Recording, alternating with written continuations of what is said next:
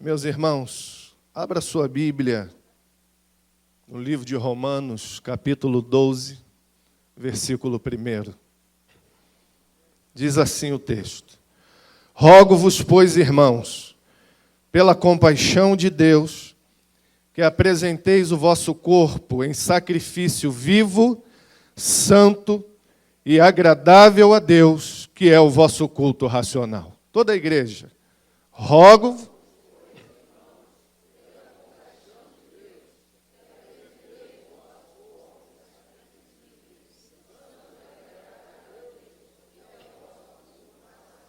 Amém. Podeis assentar, meus irmãos. Quando eu me debrucei sobre esse texto, em uma das minhas leituras devocionais, algumas verdades saltaram aos meus olhos e eu imediatamente dediquei um tempo maior para ouvir Deus falar comigo. E é exatamente daquilo que Deus ministrou ao meu coração que eu quero conversar com os irmãos nessa noite. Paulo, quando ele escreve esse texto do capítulo 12, especificamente no versículo 1 da carta de Paulo aos Romanos, Paulo ele vai traçar um paralelo entre os cerimoniais do Antigo Testamento e a vida dos crentes nos dias atuais.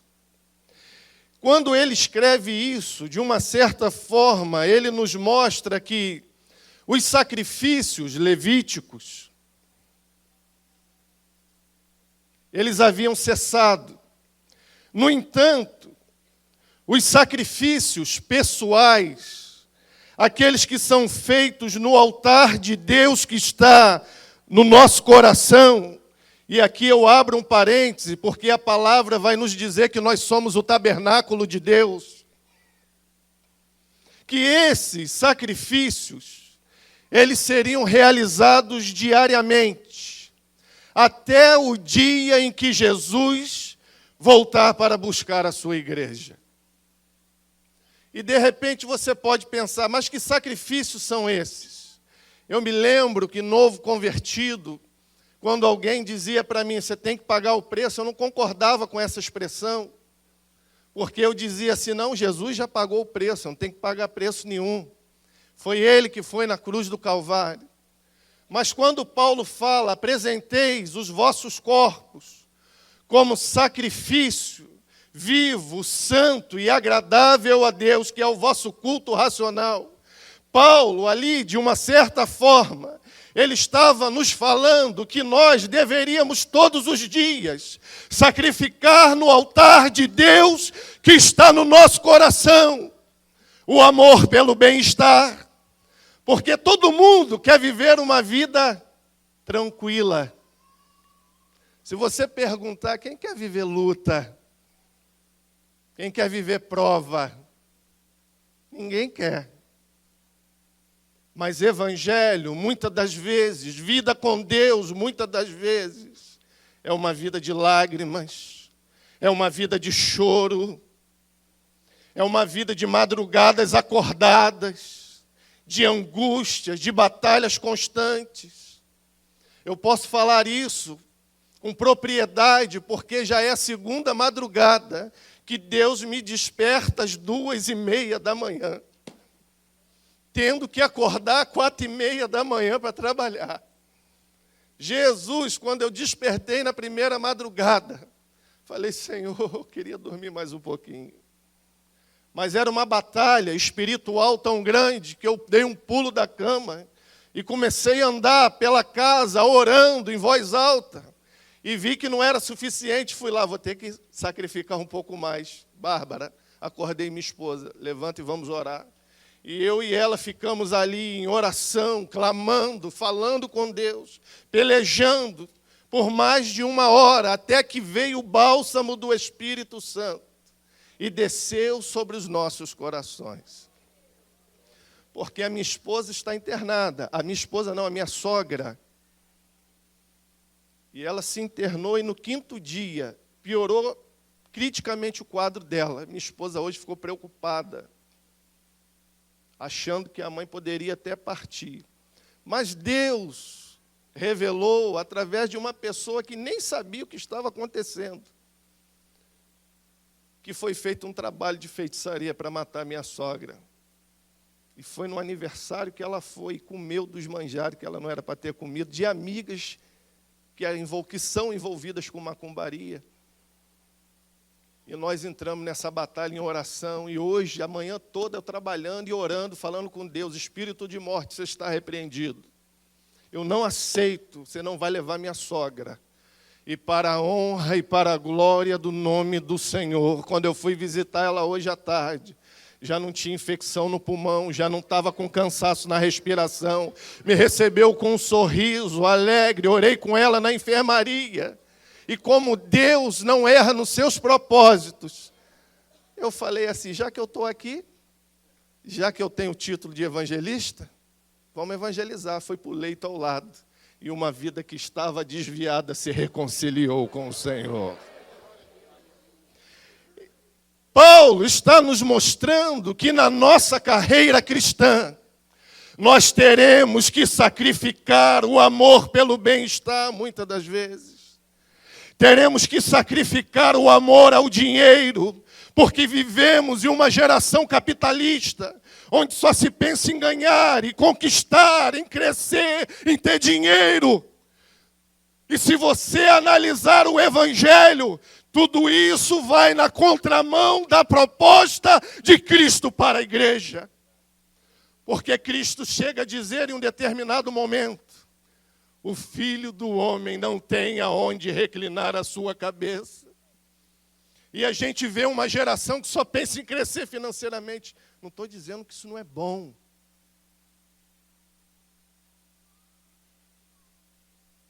Mas se você quiser viver uma vida com Deus, você vai ter que sacrificar isso. Porque a Bíblia fala que nesse desejo, muitos se apostataram da fé. Paulo está dizendo que nós teremos que sacrificar diariamente a nossa vaidade e o louvor dos homens.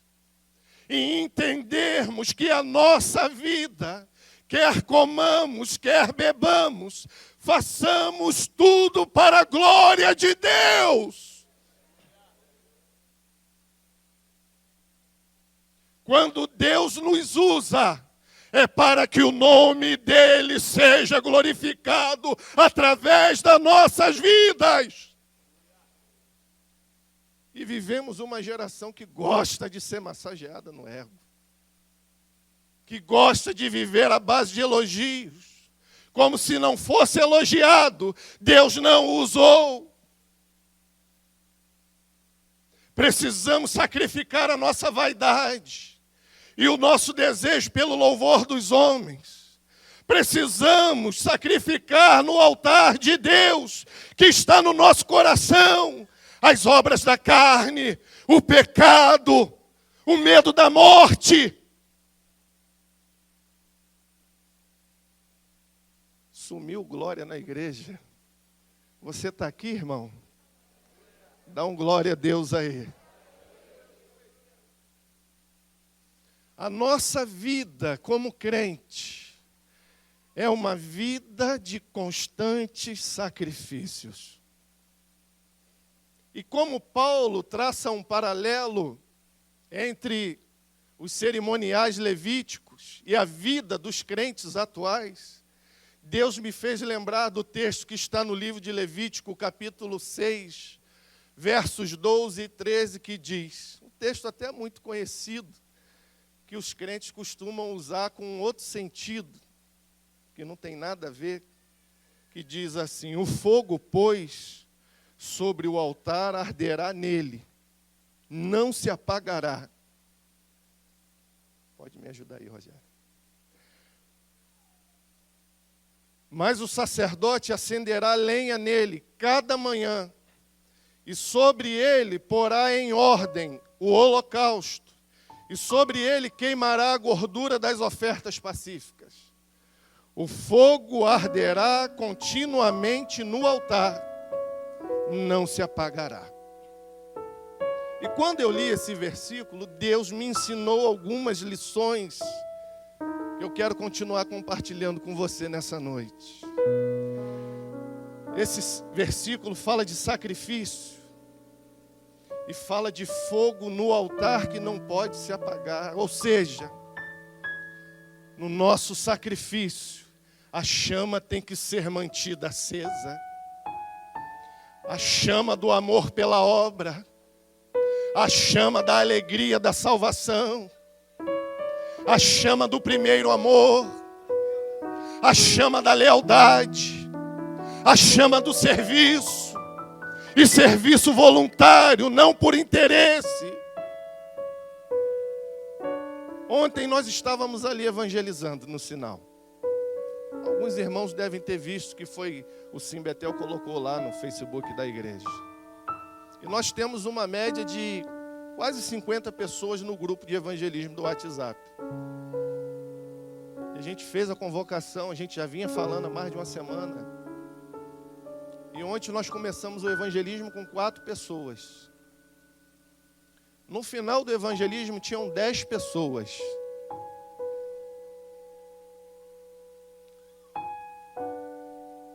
Cadê o restante? Cadê a chama do amor pelas almas? Cadê a chama de fazer o ID, que não é um agrado para a igreja ou para o pastor, mas é uma missão de todo crente? Todo crente foi chamado para ganhar almas para o reino. Se com 10 pessoas nós conseguimos ganhar uma alma para Jesus ontem, imagina se a igreja se empenhasse. Imagina se a igreja entrasse nos hospitais evangelizando. Imagina se a igreja saísse pelas ruas. Como o reino de Deus avançaria. Mas muitos não sacrificam mais. E quando não há sacrifício, não há chama no altar. E o versículo fala que precisa ter fogo no altar, precisa ter chama acesa. Diz que o sacerdote fazia isso a cada manhã, ou seja, todos os dias. Diz também que ele arrumava a oferta, o sacrifício, em ordem sobre o altar. Significa dizer que se trata do nosso culto racional. O culto racional é aquele culto que é feito com ordem e decência. Porque nas coisas de Deus, no reino de Deus, a gente não vive só do fogo no altar. Porque senão vira bagunça. Imagina um culto que não tivesse uma liturgia, alguém dirigindo, um momento para louvar, um momento para pregar, um momento para ofertar, todo mundo fazendo tudo naquele fogo ao mesmo tempo. Ia ser uma bagunça. E essa ordem fala da ordem também que nós temos que ter na nossa vida. No meio corporativo se fala muito em lista de prioridades.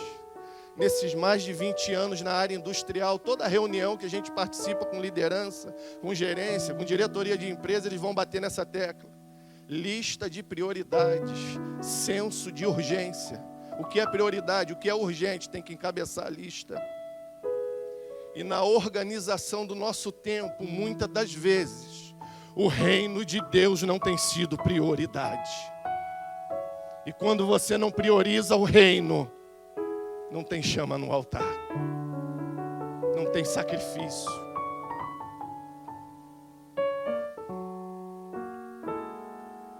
Uma coisa que Deus me chamou a atenção, meu amigo pastor Anderson, é que no que diz respeito aos cerimoniais, Deus vai estabelecendo procedimentos e regras para cada ato cerimonial.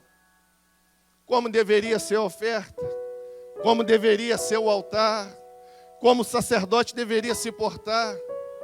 No entanto, Deus não define parâmetro para o fogo ou para a chama.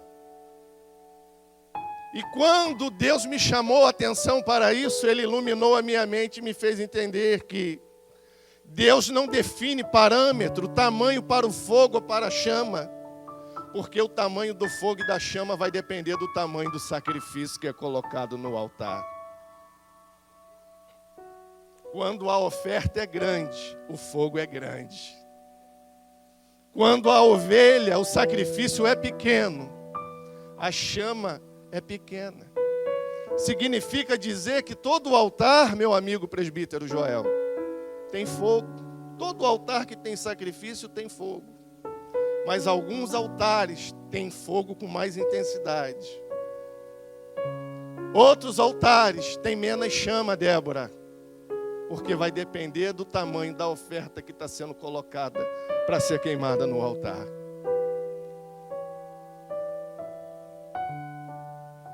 Na área industrial, quando você vai fazer um treinamento para ser participante de uma brigada de emergência, comumente chamada brigada de incêndio, uma das teorias que você aprende no treinamento, Márcio é professor nessa área, conhece muito mais do que eu, é que é falado sobre o triângulo do fogo, é o conceito do fogo, como se forma o fogo.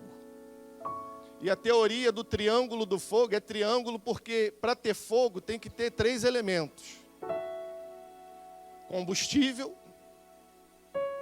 oxigênio e fonte de calor. Isso é ensinado para que para você combater um incêndio, você precisa eliminar um dos 3 elementos. Se você tirar o oxigênio do ar, você elimina o fogo. E não se assustem, em incêndios de grandes proporções, como em plataformas de petróleo, pode ser usado até técnicas de explosão, jogar uma bomba para explodir, porque quando a bomba explode, causa um vácuo e retira o oxigênio do ar, da atmosfera naquele local e elimina o fogo, apaga o incêndio. Quanto mais combustível, maior a intensidade do fogo.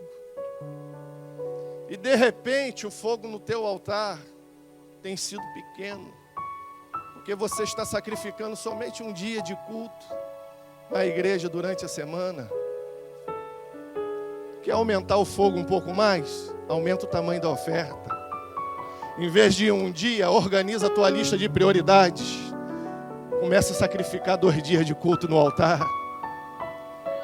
O fogo vai melhorar um pouquinho, mas pode melhorar ainda mais. Dá uma organizada ainda melhor se você tiver oportunidade. Coloca a EBD também lá no teu altar. Vai aumentar o fogo. Irmão Alexandre, mas eu tenho feito isso e o fogo está pequeno. Então, eu te aconselho a aumentar o tamanho da oferta. Sacrifica as 3 horas de WhatsApp que você usa por dia. Transforme em oração. Vai aumentando a oferta no altar. Conforme for aumentando o tamanho da oferta, Deus vai fazer a chama aumentar no teu altar. Sacrifica as 2 horas da final do jogo do Flamengo, transforma em oração de joelho. Vai aumentando o tamanho da oferta no altar. E quando você vê, o fogo vai incendiar o teu altar de tal maneira que aí quando o fogo incendeia, não tem jeito.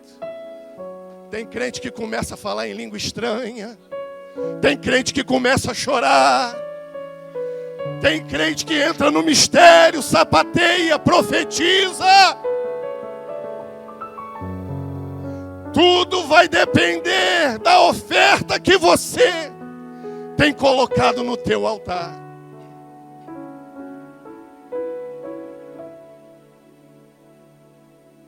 Quando um judeu fiel a Deus pecava, ele não conseguia conviver com a culpa no meio do acampamento israelita. E ali no meio do acampamento estava a tenda do testemunho, o tabernáculo de Deus. E dentro desse tabernáculo, no pátio dele, estava o altar do sacrifício, o altar do holocausto. E o judeu que pecou, ele entendia que ele precisava do perdão e do favor de Deus sobre a sua vida. Até porque Paulo vai dizer ainda em sua carta aos Romanos, no capítulo 6, verso 23, que o salário do pecado é a é a morte. E ele, sabendo que pecou, ele entendia que havia necessidade de ele caminhar até o altar para sacrificar. Até porque ele não quer morrer. E como escapar da condenação? Só existe um meio. Como alcançar o favor de Deus? Só existia um meio. Ir até o altar e sacrificar. Ir ao altar era um ato obrigatório para se alcançar o favor de Deus.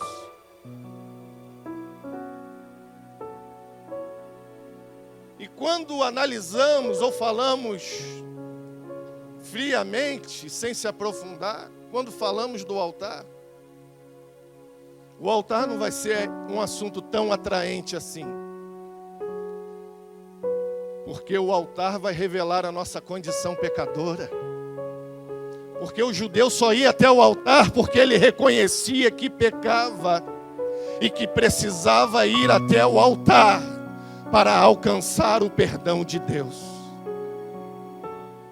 O altar vai falar de humilhação, porque é no momento em que ele entende, o homem entende, que pelos seus próprios méritos, ele não é capaz de receber o perdão dos seus pecados. Então ele precisa se humilhar diante de Deus, reconhecer o seu pecado e sacrificar no altar. E o altar também vai exigir o nosso melhor. Vai exigir a nossa melhor oferta, a nossa melhor ovelha. Porque se fosse uma ovelha com defeito, Deus não recebia o nosso sacrifício. O judeu, pecador, ciente de que não pode comparecer diante de Deus de mãos vazias, e Deus fala isso no livro do Êxodo, capítulo 34, versículo 20, na parte B, aonde ele vai dizer: e ninguém aparecerá vazio diante de mim. Esse judeu pecador sai de casa, apanha uma ovelha, e tem que ser a melhor ovelha da sua fazenda ou do seu rebanho, e caminha até o tabernáculo de Deus, para ali o sacerdote sacrificar a sua ovelha no altar. E mais uma coisa que Deus me ensinou aqui, é que todo sacrifício, toda oferta colocada no altar, gera um preço a ser pago. Não será de graça. Vai lhe custar alguma coisa. O tema do congresso é muito profundo. Reina sobre mim. Mas jovens, não se enganem. Não tentem romantizar. Para que Cristo reine sobre nós, será necessário pagar um preço. Será necessário ter oferta no altar. Será necessário apresentar a nossa vida como sacrifício vivo, santo e agradável a Deus, que é o nosso culto racional.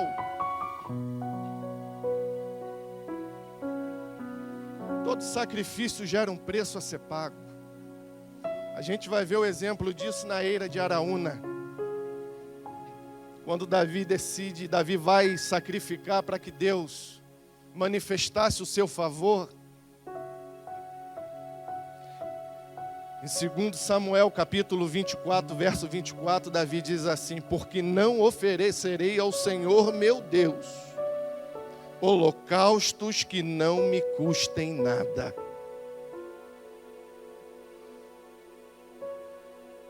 Ser cristão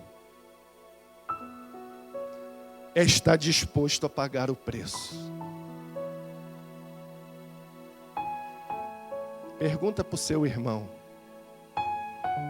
Você está disposto a pagar o preço?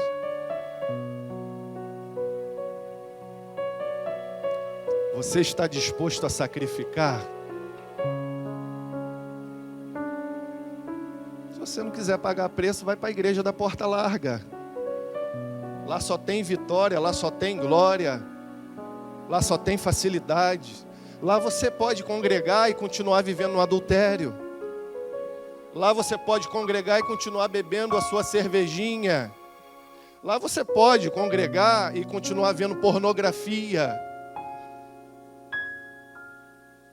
Mas se você quiser viver o evangelho genuíno, saiba que você vai ter que pagar um preço. Isso vai te custar a oferta no altar. Para que Cristo reine sobre nós, é necessário pagar o preço. J.C. Ryle, em seu livro Santidade, sem a qual ninguém verá o Senhor, ele fala sobre um dos tópicos desse livro. Ele vai falar sobre quanto custa ser um cristão verdadeiro. E eu pincelei ali algumas falas dele para compartilhar com os irmãos. Primeiro, ele vai dizer que ser um cristão verdadeiro lhe custará a sua justiça própria. Você terá que abrir mão do orgulho, dos pensamentos altivos e de toda presunção acerca da sua própria bondade. Terá de dispor-se a desistir de toda confiança em sua própria moralidade, respeitabilidade, orações, leituras da Bíblia, frequência à igreja, participação nas ordenanças do Senhor, não confiando em outra coisa ou em outra pessoa, senão somente em Jesus Cristo. Você tem que sacrificar, você tem que vir para o culto, você tem que adorar, isso tudo é maravilhoso, mas isso não te dá mérito de ir para o céu. Isso você faz para manter a chama acesa no teu altar.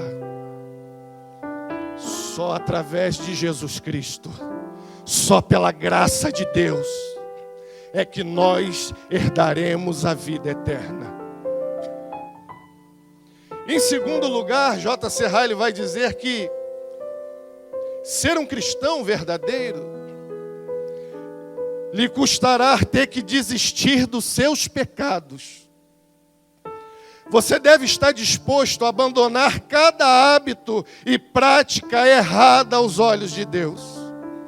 Terá de voltar o rosto contra tais práticas, lutando contra elas diariamente, crucificando-se para elas e esforçando-se por mantê-las sob o seu controle, sem se importar com o que o mundo ao redor possa dizer. Em terceiro lugar, J.C. Ryle ainda vai dizer que ser um cristão verdadeiro lhe custará o seu amor ao lazer. O crente precisa fazer o esforço e dar-se ao trabalho de ser produtivo. Se quiser ter uma carreira bem-sucedida em direção ao céu, terá de vigiar todos os dias, montando guarda como um soldado em território inimigo.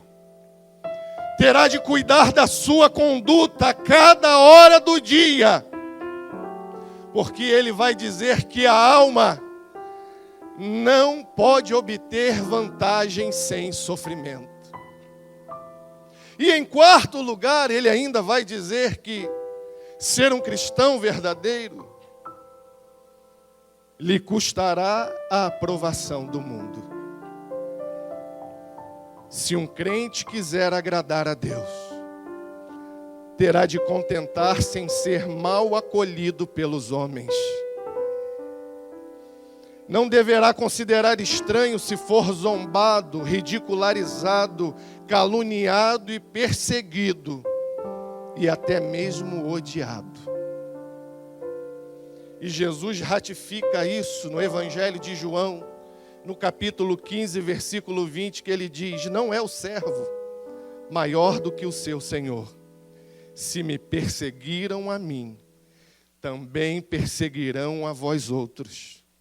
Mas ele dá uma palavra de consolo: se guardaram a minha palavra, também guardarão a vossa. Como dói, irmão, ser zombado. Como dói ser ridicularizado. Na empresa que eu trabalhei, a última empresa, onde fiquei 12 anos, eu tinha um coordenador que depois virou gerente, que era um cara extremamente escarnecedor. Uma vez, uma reunião do departamento, no mês de dezembro, em torno do dia 20, ele abriu a reunião assim, ó, pegou o celular: acabei de receber uma mensagem de um amigo, que diz assim: chegou o meu Salvador, mas não é Jesus Cristo, é o 13º. Irmãos, quando ele falou aquilo, doeu na minha alma, porque ele sabia que eu era crente, porque eu dava testemunho de crente lá dentro. Na hora do almoço, eu orava como crente, agradecia a Deus. Não tem como você ser um cristão verdadeiro e querer a todo tempo a aprovação do mundo. Ser um cristão verdadeiro vai lhe custar a aprovação do mundo. Mas ainda que zombem de você, ainda que te persigam, ainda que escarneçam de você, Jesus Cristo estará ao teu lado. O Espírito Santo será o seu consolador. E o inimigo não vai lhe tocar, a não ser que Deus tenha um propósito nisso.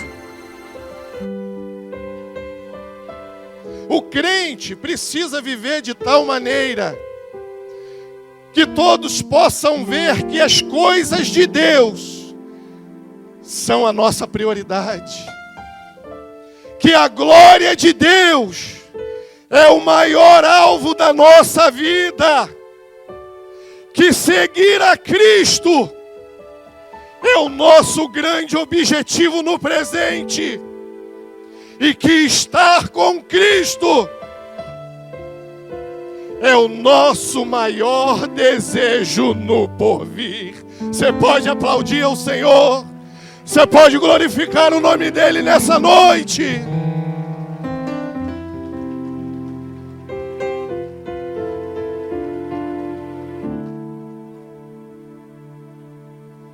Esse é o modelo de crente que Deus está buscando em nossos dias.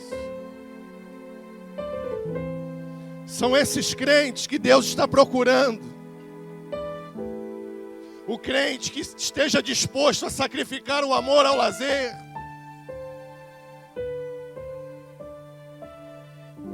Desde que eu casei com a minha esposa, a minha lua de mel com ela foi em Búzios. Desde que eu conheci Búzios, eu fiquei assim, foi paixão, amor à primeira vista. Eu sou pobre, mas eu gosto de ir para Búzios. Eu amo Búzios. Se eu pudesse, eu queria morar lá. Mas eu já entendi que essa não vai ser a vontade de Deus para a minha vida. E sempre que eu ia para Búzios com a minha esposa, eu ia pensando em quê? Levava minha cadeirinha de praia, minha bolsa térmica, meu guarda-sol, botava os pés na areia, aquele mar azul, coisa linda, e ali eu ficava tirando todo o estresse da rotina, do trabalho, do dia a dia. Até que um dia, mais especificamente um sábado à noite, eu estava na Rua das Pedras com um casal de amigos. Presbítero Macênio, que congregou aqui, missionária Terezinha, a sua esposa Deinha. Levei eles para passar o fim de semana. Falei, vamos lá que eu vou pagar para você. Que isso, rapaz, uma despesa dessa? Eu cá comigo, ele não conhece Trivago. E levei eles. E a gente na Rua das Pedras, após ir à praia durante o dia, levei ele para conhecer as praias. Nós sentamos ali na Rua das Pedras, e muitos jovens. E a gente conversando, veio um grupo de jovens e sentou do nosso lado, com uma garrafa de vodka, uma garrafa de energético. E Macênio é um baita de um evangelista. Macênio, aonde está, ele quer falar de Jesus para as pessoas. E o jovem, com cabelo comprido, meio roqueiro, parou, sentou do lado dele. E Marcênio começou a puxar assunto com aquele jovem. Eu falei, pronto, já vem Marcênio. Acabou o fim de semana de lazer em Búzios. E Marcênio começou a falar de Jesus para aquele jovem, na Rua das Pedras, por volta de umas 8 horas da noite. A conversa foi ficando mais forte, foi estreitando. E no meio da conversa o jovem fez assim para ele, mostrou os pulsos, com os cortes. Ele falou que tinha tentado se suicidar. E disse que tinha feito um pacto com o diabo. E quando ele falou isso, aí eu entrei na conversa. Falei, a coisa ficou séria, agora eu vou puxar minha identidade de crente pentecostal. Que até então eu era um turista. E eu virei para aquele jovem e falei, jovem, eu preciso falar com você, eu quero te contar a minha história, como eu me converti. E quando eu falei isso, ele fez assim, ó. Eu já conheço a sua história. E manifestou o demônio na hora. Na Rua das Pedras, em Búzios. E quando ele manifestou o demônio, eu e Marcênio entramos numa batalha espiritual, orando por ele. E ele estava com uma legião, porque a gente expulsava um demônio e manifestava outro. E quando a gente conseguiu expulsar dele, manifestou no adolescente que estava do lado dele. Irmãos, foi mais de 1 hora de batalha espiritual na Rua das Pedras, em Búzios, a ponto que começou a criar um alvoroço, a guarda municipal começou a olhar. E Deus falou comigo assim, sai daí, porque tem um laço de Satanás para a vida de vocês. E quando a gente expulsava o demônio, o jovem começava a chorar, a cair em pranto. A gente queria ir embora, ele não me deixa sozinho, chorando. E a gente abraçava ele, ele manifestava de novo. Foi mais de 1 hora de batalha espiritual.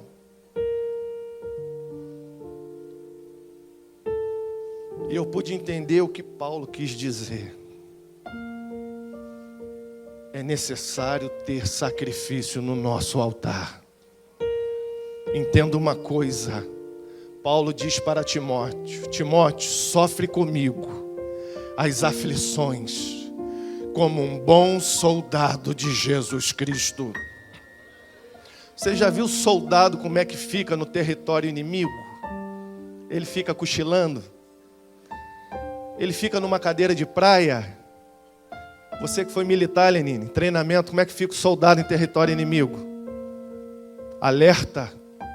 Assim é o crente no mundo que nós vivemos, porque o mundo jaz no maligno. A nossa luta não é contra a carne e o sangue, e o crente precisa estar preparado, entendendo que para ser um crente verdadeiro, ele precisará sacrificar a aprovação do mundo, o amor ao bem-estar, ao lazer, e viver como um soldado, o bom soldado de Jesus Cristo. Eu continuo indo para Búzios, mas vou em oração. Vou para a praia, mas vou em oração. Toda vez que eu vou, eu procuro uma igreja para assistir o culto lá. Outro dia até criticaram a minha esposa. Poxa, mas você vai para Búzios para ir para a igreja lá? Irmãos, eu não abro mão de estar na casa do meu Deus.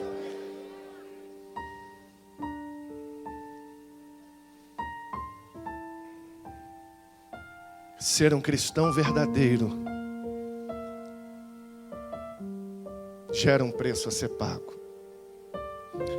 Depois que o sacerdote tirava a fávila e limpava o altar, a sua próxima tarefa era preparar um novo sacrifício para ser queimado. Isso significava mais fogo no altar.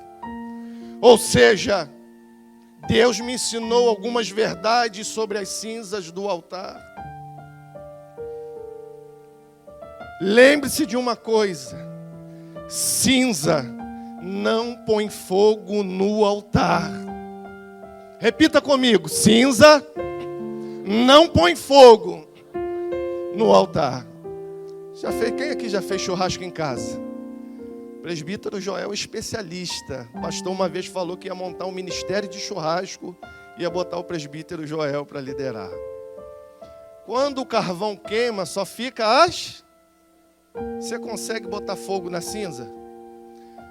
Cinza depois de queimada serve para alguma coisa? E Deus me ensinou 3 verdades sobre as cinzas que eu quero deixar para a sua vida, para a gente fechar essa mensagem nessa noite.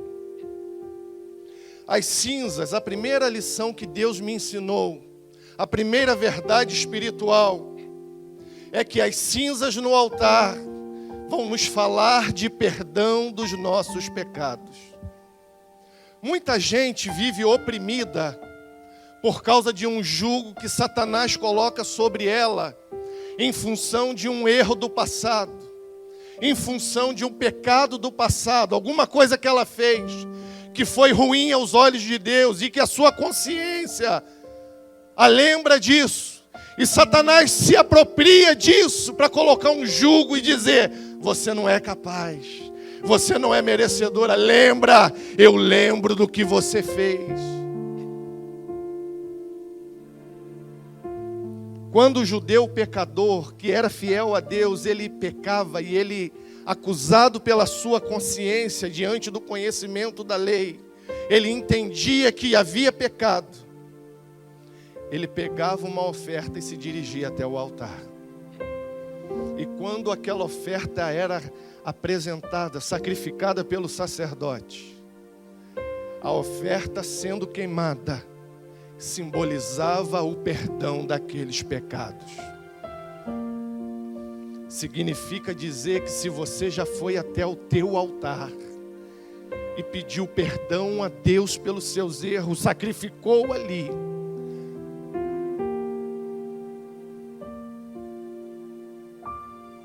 o seu pecado foi perdoado.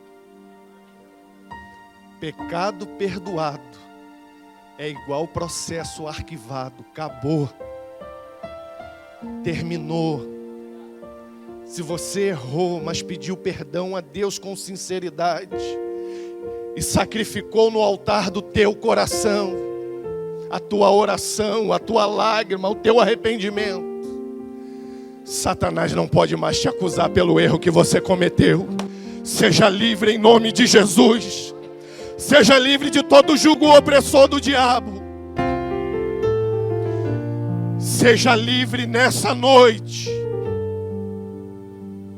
porque Deus perdoou o seu pecado. Larga isso no passado. Não deixe que os teus erros do passado te impeçam de acertar no presente. Se você errou, mas se arrependeu, Deus te perdoou. Porque a palavra de Deus em Colossenses 2,14 vai dizer que Cristo riscou a cédula que era contra nós. E Ele a cravou na cruz. Cinza no altar fala de pecado perdoado.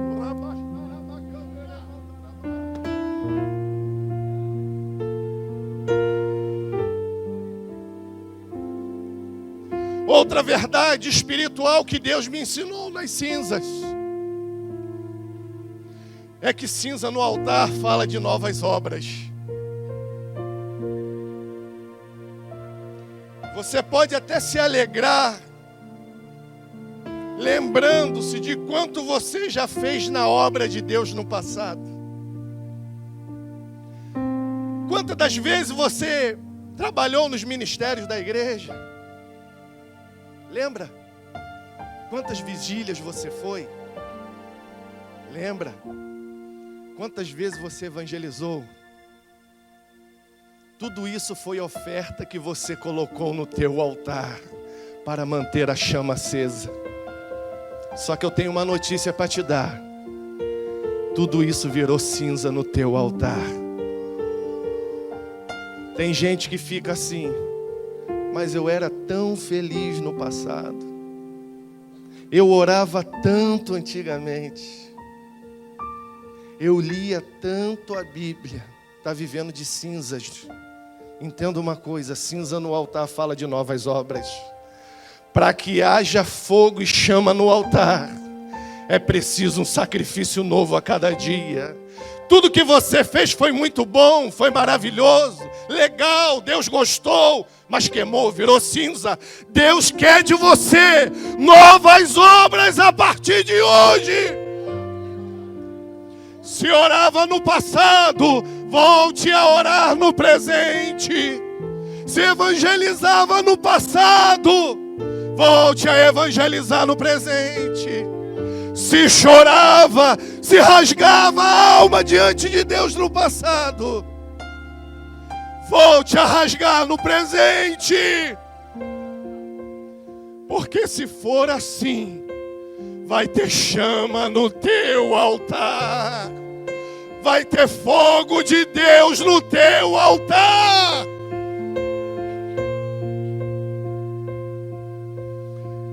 Se coloque de pé. A terceira verdade espiritual que Deus me ensinou nas cinzas do altar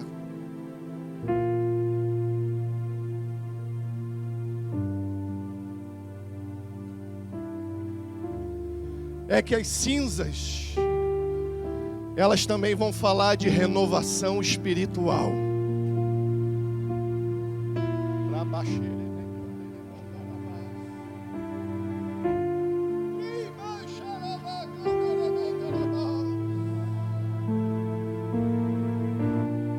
Não adianta você viver só reclamando que momento difícil eu tenho vivido na minha vida espiritual.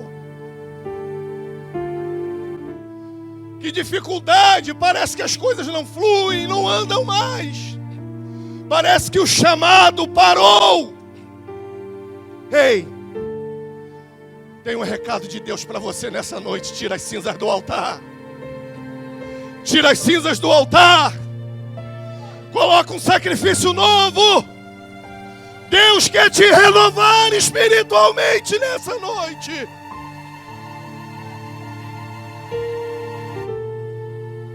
As cinzas vão lhe mostrar que sempre haverá a necessidade de um novo ciclo na sua vida espiritual. Porque você começa muito alegre, feliz, apresentando uma oferta, um sacrifício, exercendo o ministério.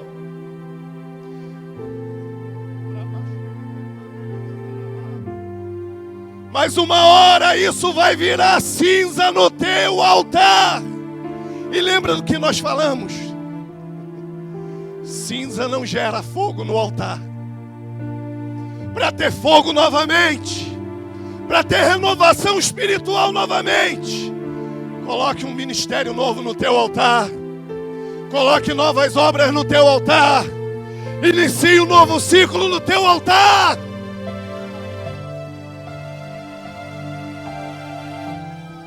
Pois todas as vezes que se sacrifica no altar,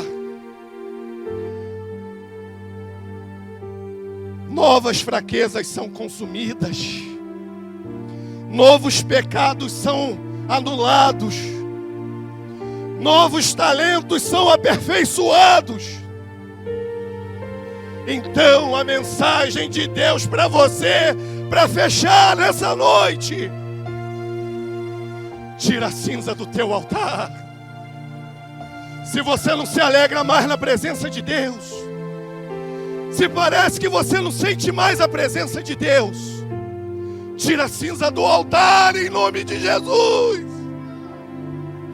Coloca um sacrifício novo, porque Deus quer te renovar espiritualmente nessa noite.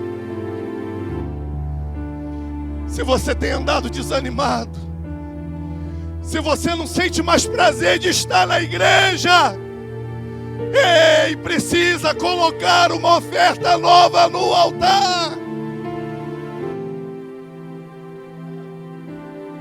Lembra, a intensidade do fogo depende do tamanho da oferta.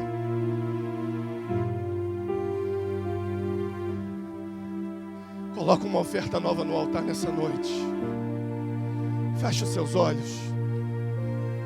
Eu quero orar por você nessa noite.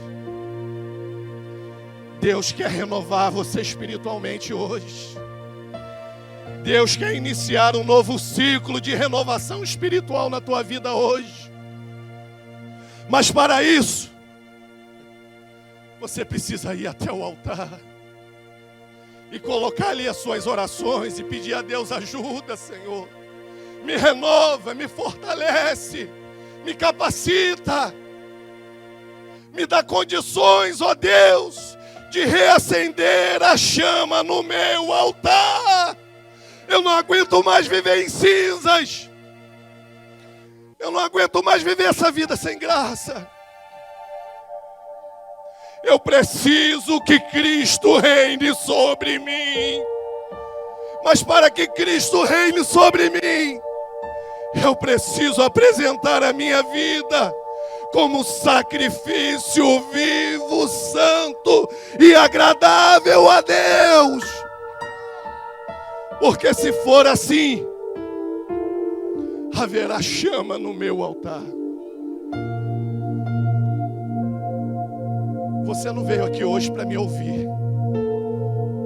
Deus não me colocou aqui hoje para eu falar algo de mim para você. Eu nessa noite sou apenas um instrumento, um pobre coitado, miserável pecador. Apenas um instrumento nas mãos do Senhor para dizer para você que você precisa tirar as cinzas do teu altar.